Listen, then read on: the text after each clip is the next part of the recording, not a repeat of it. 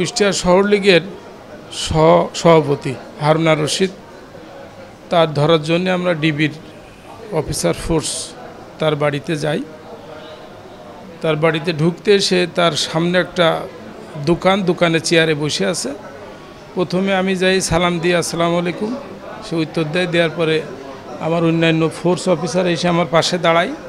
তখন আমি বললাম যে আপনার নাম কি? বলল হারুনা রশিদ। বলার সাথে সাথে সে তার উপরে হয়তো বাসা, সে দৌড় দিছে। যেই দৌড় দিছে আমার অন্য অফিসার ফোর্স এবং আমি সহ আমরা ধরছি, সিঁড়িতে যেই ধরছি ও শুয়ে পড়েছে। তখন উপর থেকে ওই হারুনা রশিদের ছেলে আর তার ওয়াইফ আসছে এবং ছেলে সম্ভবত আমার তো মাথা নিচে আছে, তাকে ধরছি। আর ওর ছেলে এসে বটি দিয়ে আমারে 3-4টে কোপ মারছে। পরে অনেক ধস্তাধস্তি হয়, পরে আমার আরও ফোর্স যায় সাথে। তারপর ওর ছেলে এবং আমাদের যে আসামি হারুনা রশিদ তাকে আমরা নিয়ে আসি।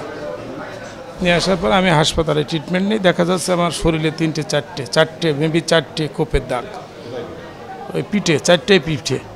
2টা গেঞ্জি ছিল তো বেশি ভেদ হতে পারে নাই, একটা ভেদ হয়েছে বেশি আর বাকিগুলো ছোট। সেলাই দিয়েছে একটা 3টা সেলাই। 12টা 40-এর দিকে 6 রাস্তার মোড়, ওই যে এসিল্যান্ড অফিসের পাশে ওনার বাড়ি।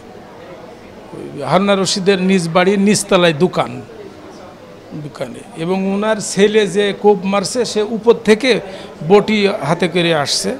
এসে আমরা ওনার বাবাকে ধরছি আর উনি কোনো কথা না জিজ্ঞেস করে ও ছেলে কোপ মেরছে। এবং আমার অন্য অফিসার ওয়াইদুর সাহেব ছিলেন এবং ফোর্স ছিল আমাদের নিচের দিকে, তা আসামির দিকে, কিন্তু সে সিঁড়ির থেকে উপরে নেমেই কোপ মারছে।